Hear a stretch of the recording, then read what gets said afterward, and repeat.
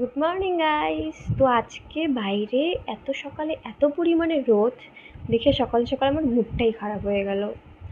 তো এত high temperature, বাইরে 42 ডিগ্রি তাপমাত্রা চলছে। তো এই তাপমাত্রায় বুঝতেই পারছো অবস্থাটা তো কতটাই খারাপ হয়ে যাচ্ছে সবার। আমাকে একটু বেরোতে হচ্ছে, জাস্ট বেরোবো আর চলে আসবো। 10 মিনিটের একটা কাজ আছে, কাজটা যাবো, কাজটা করবো, করেই চলে আসবো। তো ফাইনালি গিয়ে কাজ চলেও এলাম। কাজ কমপ্লিট করে এসে একটু রান্না করতে হচ্ছে, যেহেতু কিছু খেতে হবে। তো রান্না বান্না কমপ্লিট করে খেতে খেতেই আমার 3টে বেজে গেল। 3টে থেকে আবার অনলাইনে ক্লাস ছিল, খেতে খেতে ক্লাস করছি।